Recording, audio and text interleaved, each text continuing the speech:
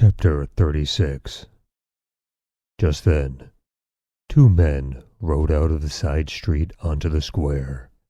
One of them was Nazarka, the other, Lukushka, sat slightly sideways on his well-fed bay Kabarda horse, which stepped lightly over the hard road, jerking its beautiful head with its fine glossy mane.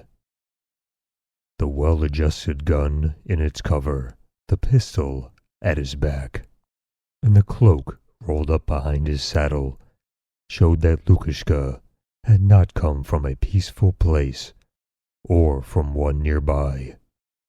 The smart way in which he sat a little sideways on his horse, the careless motion with which he touched under the horse's belly with his whip, and especially his half-closed black eyes, glistened as he looked proudly around him. All expressed the cautious strength and self-confidence of youth. Ever seen as fine a lad, his eyes, looking from side to side, seemed to say, the elegant horse, with its silver ornaments and trappings, the weapons, and the handsome Cossack himself, attracted the attention of everyone in the square. Nazarka, lean and short, was much less well dressed.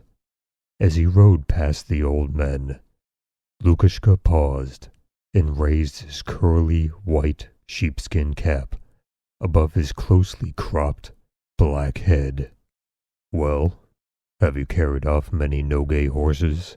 asked a lean old man with a frowning, lowering look. "Have you counted them, Grandad, that you ask?" replied Lukushka, turning away. "That's all very well, but you need not take my lad along with you," the old man muttered, with a still darker frown. "Just see the old devil, he knows everything," muttered Lukushka to himself, and a worried expression came over his face. But then, noticing a corner where a number of Cossack girls were standing, he turned his horse towards them. "Good evening, girls," he shouted in his powerful, resonant voice, suddenly checking his horse. "You've grown old without me, you witches." And he laughed. "Good evening, Lukushka. Good evening, laddie," the merrier voices answered. "Have you brought much money? Buy some sweets for the girls. Have you come for long? True enough. It's long since we saw you." "Nazarka and I have just flown across to make a night of it," replied Lukushka, raising his whip and riding straight at the girls. "Why, Myanka has quite forgotten you," said Ustenska, nudging Myanka with her elbow and breaking into a shrill laugh.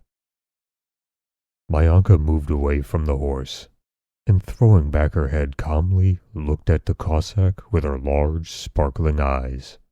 "True enough, you have not been home for a long time. Why are you trampling us under your horse?" she remarked dryly, and turned away. Lukushka had appeared particularly merry. His face shone with audacity and joy. Obviously staggered by Myanka's cold reply, he suddenly knitted his brow. "Step up on my stirrup, and I'll carry you away to the mountains. Mammy," he suddenly exclaimed, and as if to disperse his dark thoughts, he caracoled among the girls. Stooping down towards Myanka, he said, "I'll kiss, oh how I'll kiss you." Myanka's eyes met his, and she suddenly blushed and stepped back. "Oh, bother you, you'll crush my feet," she said, and bending her head, looked at her well-shaped feet in their tightly fitted light blue stockings, with clocks, and her new red slippers, trimmed with narrow silver braid. Lukushka turned towards Ustenska, and Myanka sat down next to a woman with a baby in her arms. The baby stretched his plump little hands towards the girl and seized a necklace that hung down onto her blue beshmet. Myonka bent towards the child and glanced at Lukashka from the corner of her eyes. Lukashka just then was getting out from under his coat, from the pocket of his black beshmet, a bundle of sweetmeats and seeds. "There, I'll give them all to you," he said, handing the bundle to Itstenska and smiling at Myonka. A confused expression again appeared on the girl's face. It was as though a mist gathered over her beautiful eyes.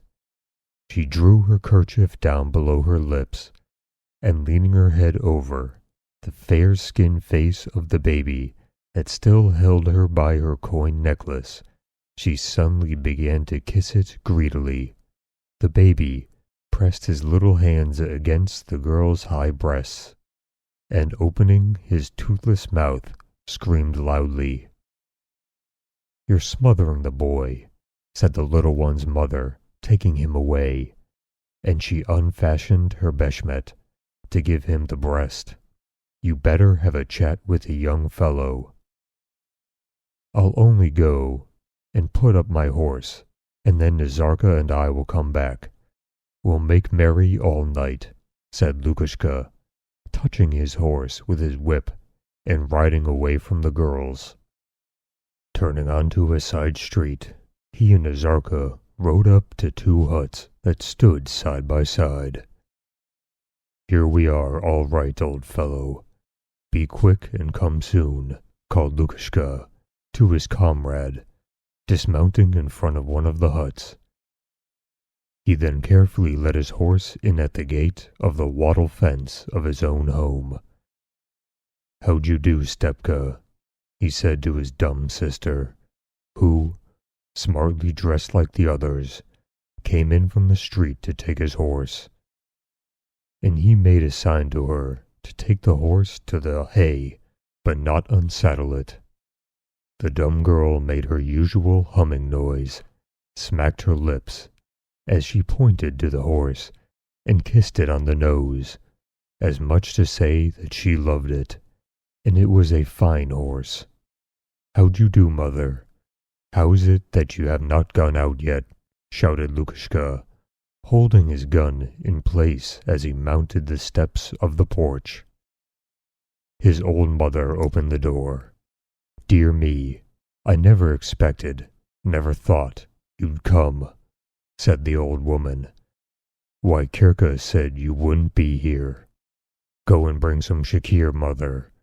Nazarka is coming here, and we will celebrate the feast day." "Directly, Lukashka, directly," answered the old woman. "Our women are making merry. I expect our dumb one has gone too." She took her keys and hurriedly went to the outhouse. Nazarka, after putting his horse and taking the gun off his shoulder, returned to Lukashka's house and went in.